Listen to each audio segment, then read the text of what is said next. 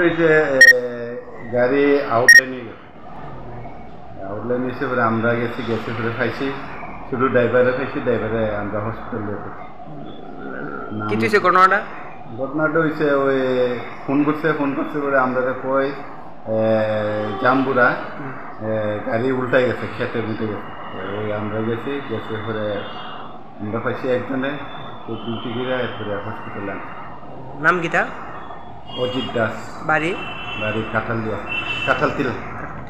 বয়স কত? বয়স 45।